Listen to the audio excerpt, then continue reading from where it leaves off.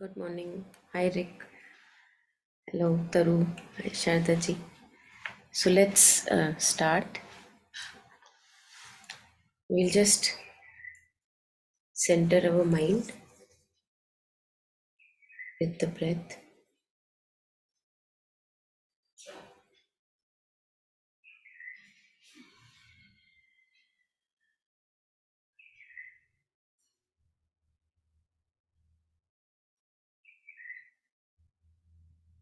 And all the ripples of the thoughts that may arise, all the feelings hiding that may be there, knowing that there is nothing real there.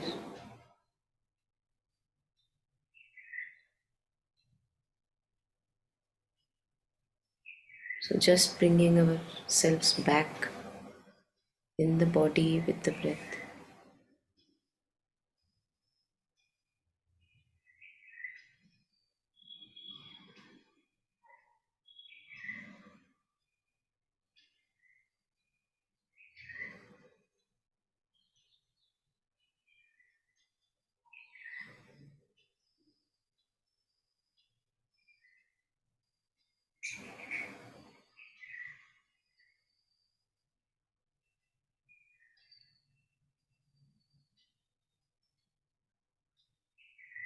And not clinging to any ripples of storylines,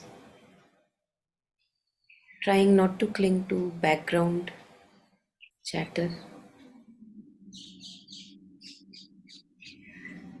knowing that there is nothing there.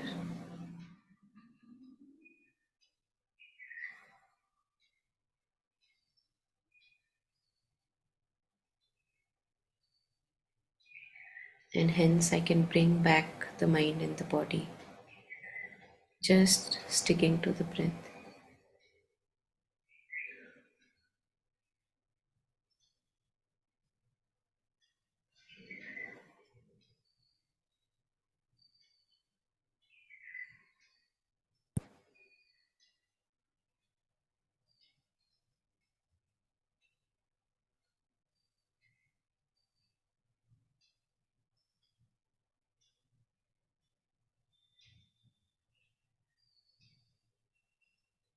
I am aware of the breathing.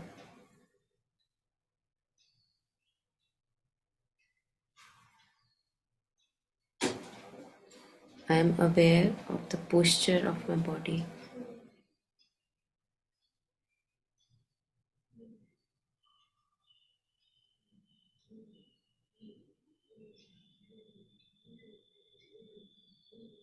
I am aware that I am aware.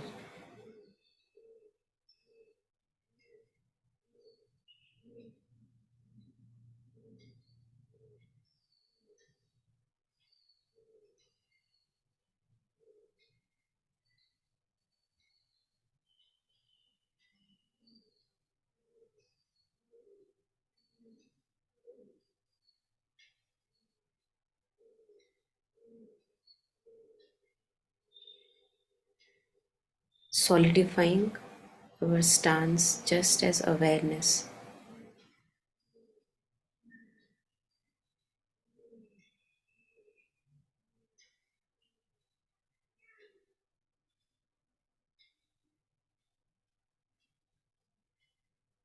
Vast, empty, open awareness.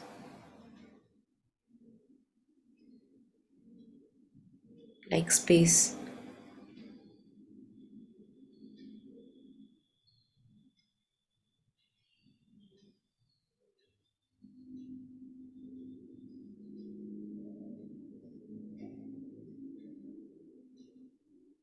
And this awareness is not limited by the body.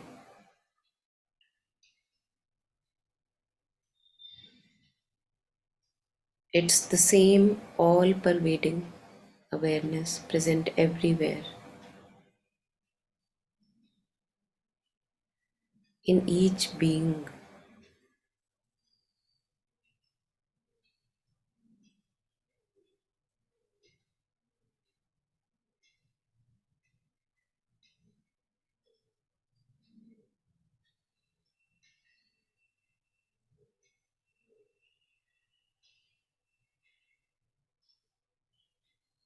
we share this open awareness.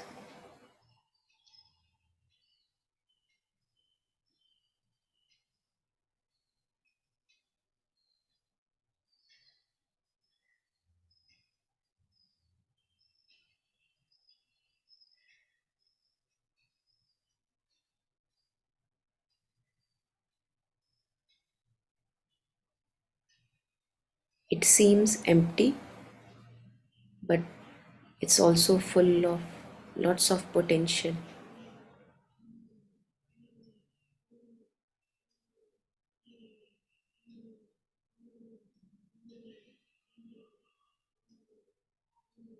Everything arises and goes back, disappears in this vast, empty awareness.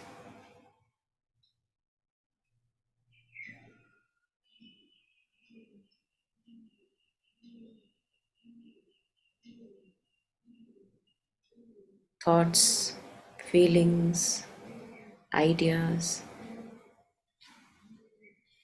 phenomenon, everything appears because the awareness is there as a screen which allows them to appear from itself.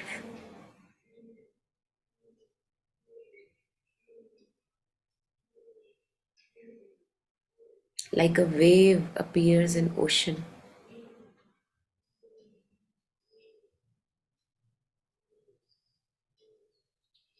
and is made of the ocean itself.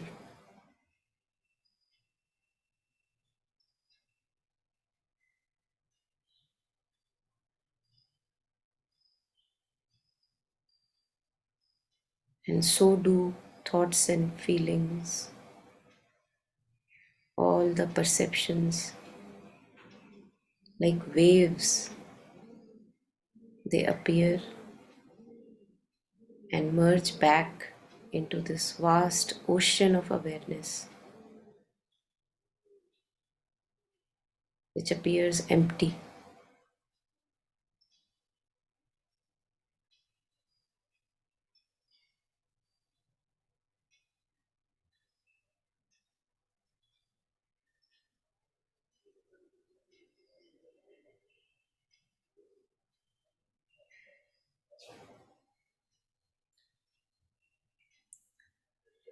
So, today, this is what we will focus on, because when I see the true nature of any wave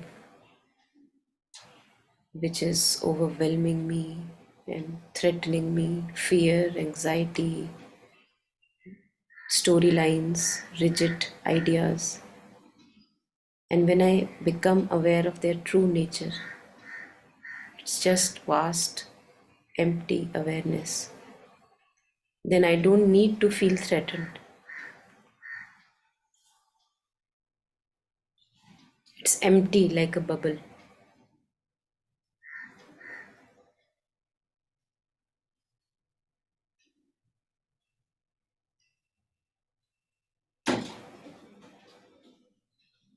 A bubble may appear very solid, rigid, but when we come close and touch it, it disappears in space. It's empty from inside.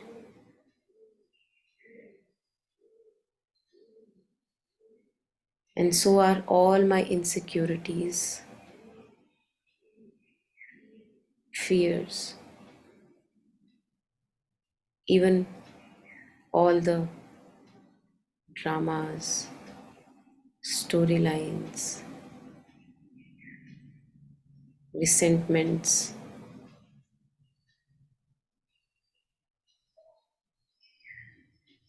They're all empty.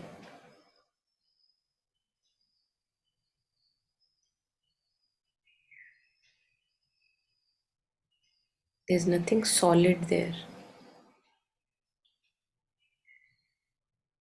And hence I can come back to breath.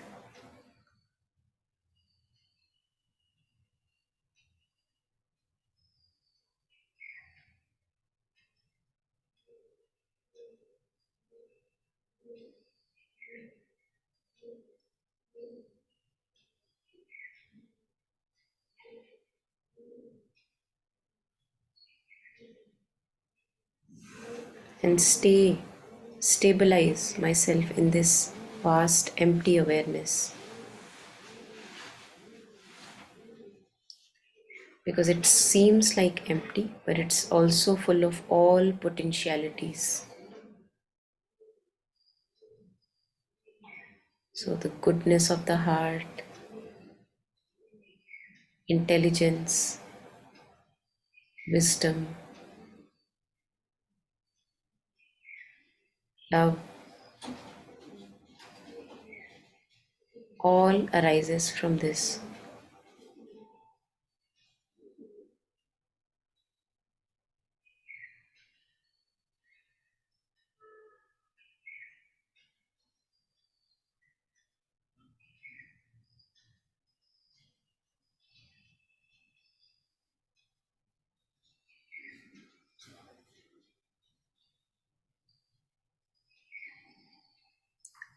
So we'll listen to a teaching. It's a very short meditative teaching, and it'll share with us that one of the ways to transform our disturbing emotions, specifically, which bring a lot of unease, is to see their true nature.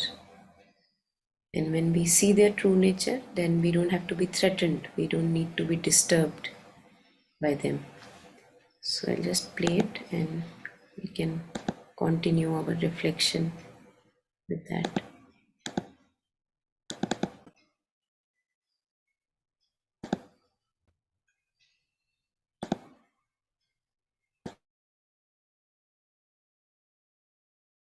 So number 3, what we call seeing the nature of that emotion. Let's say panic. So when you look at the panic become pieces. The sensation, the image, the belief, the voice become pieces. And these are impermanent. Panic is changing. And it's multiple, many different pieces. And it's interdependent. Your panic has caused, conditioned so many, the physical body, all this together.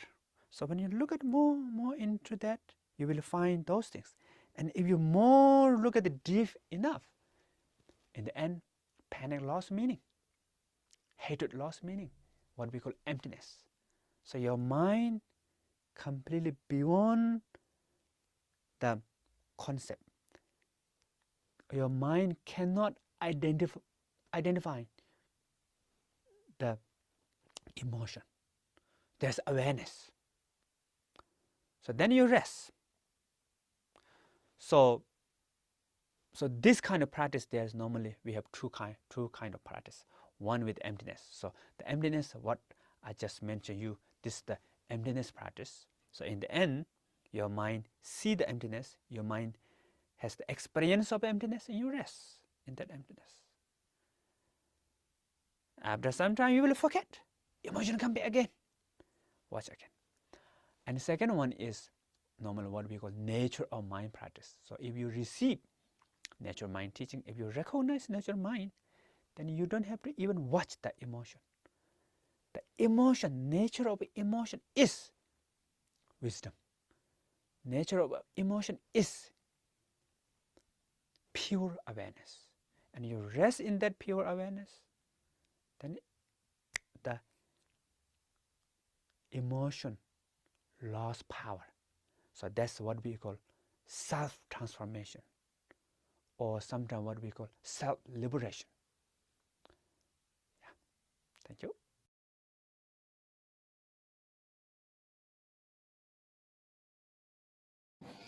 So just like we were sharing that, just like a nature of a wave is the ocean itself.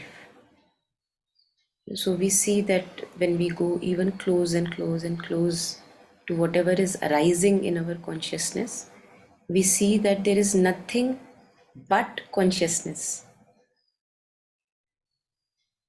And Rupert Spira talks about this also in a very beautiful way, that he says that when we go to a movie and we watch a screen, like we go watching movie on a screen, now we may think, because our whole attention is on the graphics appearing on the screen, all our attention is on the images, the storylines.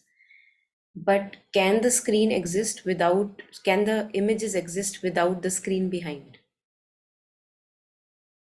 Each little micro particle of the movie is made of the screen.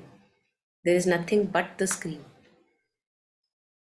If not for the screen, there can't be any movie. But we are so focused on the storyline and the movie and the images and the hero and the drama that we forget the background screen of empty awareness. That consciousness which makes us see everything. Even the storylines in our lives, we don't see that we are able to see. That's taken for granted. And that is why masters have said that our true nature is so close to us that we ignore it. That's why the term ignorance. I'm ignorant of something. It's right there with me all the time, but it's so close that we ignore it. And that is why the term that we use is self realization. So it's not self attainment, that you're not getting something from out there, you're realizing yourself. Oh, it was always there, something like that. So there is no new addition there, but we often forget, and all of us forget. So I think it's very beautiful to remind that this consciousness is always there with me 24/7. That is why mother says, I am always there with you. But you run away, mother says to Huta Didi, in one of the letters. How can I run away? I get lost in the storyline. So when I'm not conscious of the consciousness, that all pervading consciousness, because of which everything exists, I exist, then things become heavy. We enter all kind of states which are unimaginable.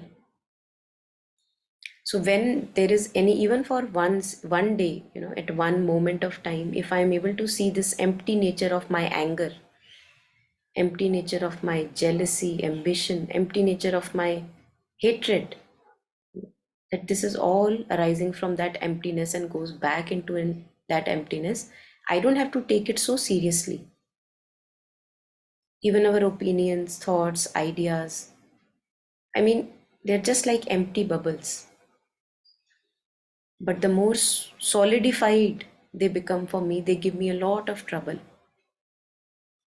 And even people and relationships, we become too clingy and, making them something out there, very real. And when I hold it tightly, then I will, receive some fulfillment. We never get it because it's empty. It can't give me what it promises. The promise is just the glitter on the surface, but when we touch it, it's empty from within. So even for once we do it, it really strengthens my practice to do it again and again and to stabilize in that practice. So there's another little uh, video by Ajahn Amaro, which I was reminded of last night by Taru, which also is in the same resonance. So I'm just going to share last bit of it, where somebody is asking Ajahn Amaro that what were the tools Ajahn Chah would use when dealing with his students, guiding him. And he's sharing that he would use several different tools at different times. At times he would say, focus with the breath, in breath, out breath, stay there.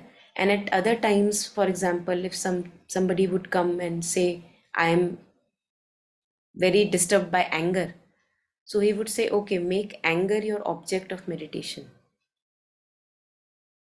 So if you even do it for one day, again and again recreating anger in front of you, just looking at it, not getting involved in it, just as an object of meditation, looking at the anger, not getting indulged in the storyline, because then we can't look. Then you see that it is just disappearing again and again, and you have to again give it form, you have to recreate it, put it in front, and then it again dissolves after 10 minutes. Then you have to again recreate it. Oh, I was angry, I have to, this was the storyline behind it. So then once you see that it's just disappearing back, like melting back into emptiness, then we have to recreate it, then it's melting back. So then the next day, if I become angry again, I can't be angry because I have seen its nature, how fragile, how bubble like it is. So it's very good. I'm just playing it and maybe we can get the essence of it. He was like a kind of magician. He would keep pulling rabbits out of his hat. He would come up with meditation methods, so that he most often taught mindfulness of breathing, often using the mantra Buddho, like Bud on the in-breath, Dho on the out-breath. Walking meditation, walking at an ordinary natural pace on a path about 20-25 meters long. He would teach a lot of contemplation, like using reflections on uncertainty. So one very simple method is every time your mind forms a judgment of liking or disliking, approving or disapproving, just to ask yourself, is that so? Is that a sure thing? Or that, like coming here this evening, I was supposed to get here at 5 o'clock for the interview with the Cheongsam. The Bangkok roads dictated differently. So we didn't get here until about 5:40. So are we going to get there in time? Will I get there by 6 o'clock for the Dhamma talk? Mai nè. Is that a sure thing? So a lot of active contemplation, or an even more simple reflection, just to say, so, I'm really happy about this, so, this is a disaster, so, this is exactly what I wanted, so, like, do you really, I can't really believe that she thinks like that, so. And it's extremely simple, but if you apply it, it has a whole life-changing. He would do things like a kind of indoor version or a pocket version of walking meditation. He'd say, take something like a glass, put it down, time it for a minute, and then move it over here. Leave it there for a minute, then move it back. Leave it there for a minute, then move it back. Do that for an hour. And to see what your mind does with that. Like, oh, this is stupid, why am I doing this? This is crazy, Luang Por Chah must be a nutcase. Or maybe this, well, it's just picking up, putting down, what's the problem? Why does my mind make a difficulty out of this? So watching what your mind does with doubt. A monk who had a lot of anger habits, he gave him a bowl of water. So take a kannam, a dish of cold water, put that in the corner of your kuti and just look at the bowl of cold water as a way of cooling your mind down. Sometimes he would describe some kind of meditation method and they say, oh, Luang Por, how does that work? And he said, I don't know, I just made it up. But you know, give it a try and see what happens. So it really was like a magician. There was just no end of the kind of practices that he could come up with. One really interesting one is like, say if you have a lot of anger, and he say, okay, now make anger your meditation object. Think of something that makes you angry, and then keep your attention on the anger. And when the anger slips away, bring it back.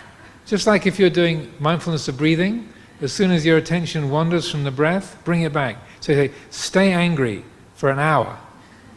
And it's really hard to do. It's because anger only works in kind of short flashes. And he said, by the time you get to the end of the hour, the anger will disappear, at least for a day. So these kind of things, he was amazingly creative.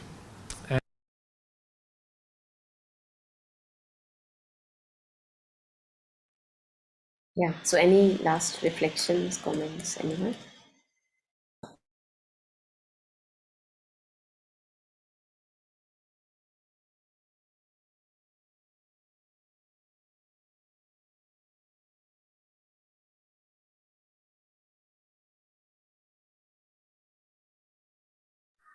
Yeah, Monica, it was very beautiful. We cannot stay angry also for, after some moments. It was beautiful observation. Yeah, we cannot feel, unhappy for a long time. We can be, that means what we are actually, what are we? It beautifully, it makes us think. We are only a mixture of our emotions, right? Yeah, I It think was it's very, beautiful. very creative. Yes, this was the first time, and maybe I never heard it again.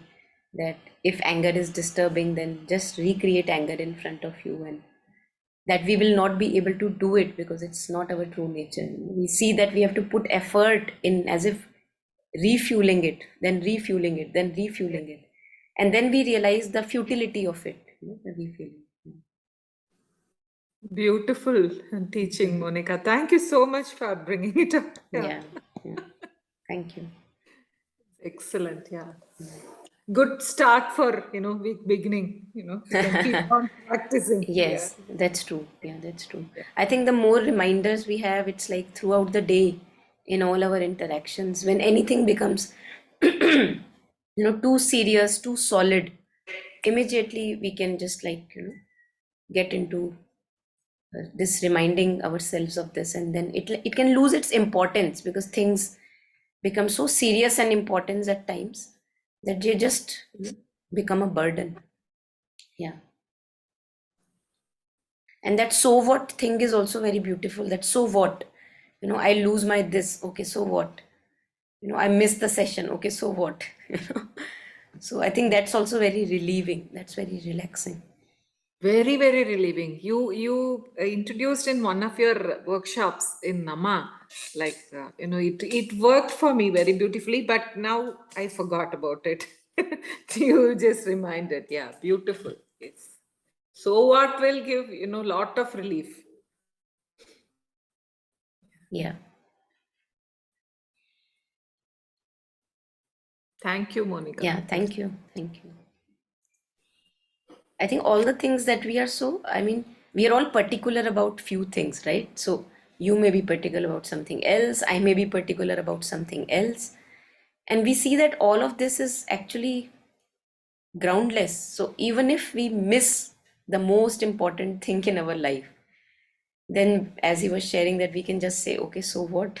You know, and that's really very grounding. It's very, very grounding, unburdening, and knowing that things will keep on changing. The nature of things is they keep on changing, and it's perfectly fine to miss, to attend, to, I don't know, forget an important paper, miss a court date, all the things that we consider very, very crucial. Oh, what would happen if this doesn't happen, something like this. You're stuck in the traffic, can't reach the office. Maybe some people may be happy about it, but yeah, again, so what? Miss the flight, so what? It's things that they are so important to us. Oh, my plan, I planned this and now I can't go. So what?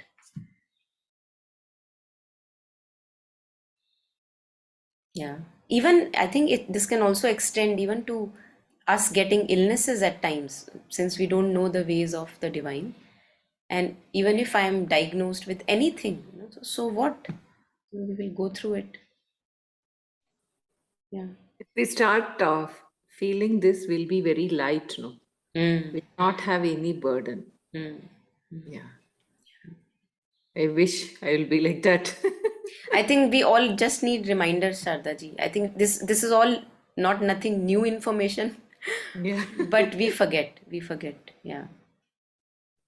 So let's keep us reminding, with whatever way is possible.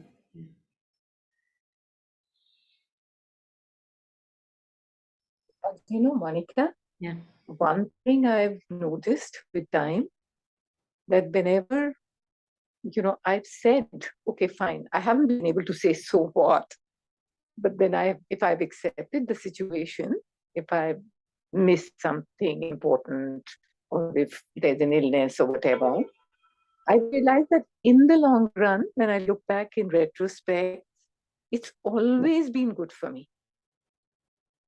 It's not, we are not able to see the goodness at that moment, definitely not able to see the benefits. But in retrospect, that's how it's worked for me always. But this so what is really beautiful. Grateful if you could share the link of this video, please. Yeah, of course. We had actually taken a lot of this in the beginning also when we started with Monday meditation. I remember hearing Yeah. it once. So But I'll like you share the said, we link forget. again. Like Yes. you said, we forget. Yeah, we forget. I'll share it. Yes. I think that is why what you were sharing, that we always see in retrospect that there was a learning there, that it really gave us something, that missing or whatever, forgetting in the longer run. And that is the reason why we can say, so what? Because the divine has some other plan. We may have our own plans, and we stick very tightly to that. Oh, how could I miss this flight? How could I miss this flight? Something like that. But the divine had something else. So when we remind ourselves of, oh, but I know that there is always a larger plan, so let's go with the so what. And it's okay. I mean, as you said, just accepting the situation as it is. So what is basically, I feel, directing us towards accepting the situation as it is, since outward situations are most of the times not in our control. Getting stuck in traffic, oversleeping many a times, not in our control, missing something very important. So accepting it just brings us back to the ease, and then we can see, as you were sharing, in the longer run, that of course it did us some good. Yeah. Maybe it was good to miss the flight or oversleep. Yes. Okay, any last further comments? Anyone?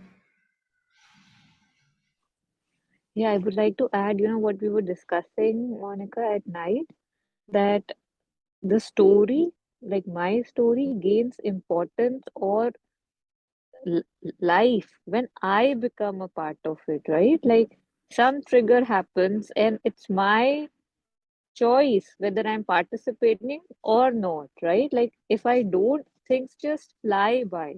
And if I do, I could really have an up and down. So again, this so what is like I am allowing myself to step back and say, it's a story, right? Like just remember, it's a story, right? No drama. So if I choose no drama, then there is no drama. And if there is drama, it doesn't touch you. So then that's it. You take away, we have heard it so many times, and yet these are practical ways. How we're always hearing big things, but how to do it, how to make it alive for you. So this is one thing that really helps. Anything, right? Like no drama or so what? Like, because that's a question we don't usually ask, right? We just go dashing in and say that, oh my God. Yeah, just thank you. Yeah, beautiful. Yes. So this shows the art of choosing, right?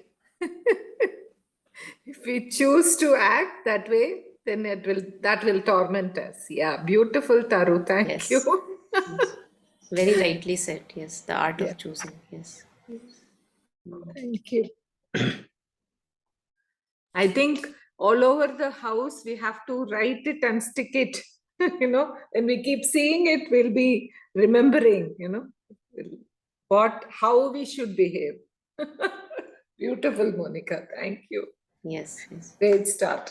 It Yeah. really touched me. I think that's why we go whenever we go in Pondicherry, those of us who have been there in retreat or wherever, it's like everywhere you go, there are images of Mother Sri Aurobindo. You are walking up the stairs, Mother Sri Aurobindo. So I think what is it doing there? It's just like even in our home, we have all the images everywhere, whoever we have faith in, because it is acting as a reminder. And why? Because we are forgetful beings. We forget who we truly are. We forget where to put our attention to, and we keep forgetting that we have a choice, as you were sharing, as Taru was pointing at, that always we have a choice, whether to always keep my focus on what is lacking, or what I already have. I already always have the mother, or the divine presence, or my own life, for those who don't believe, or my own life, which is so precious. I'm still breathing, the body is functioning, I can understand. Whenever I pick up a book, I can understand what is written in the book. It's such a big blessing. We are already living, and even then we keep on waiting, waiting, waiting. So this just, I feel, brings us back to the here and now, and to make the best possible use of it. Yeah. All right. So wishing everyone a very conscious, happy choosing day. And yeah, happy practice, everyone. And thank you for joining in. Thank you so much, Monica. Thank you, everyone. Thank you. Thank you, Thank Monica. you. Thank you. Thanks, everyone. Bye bye.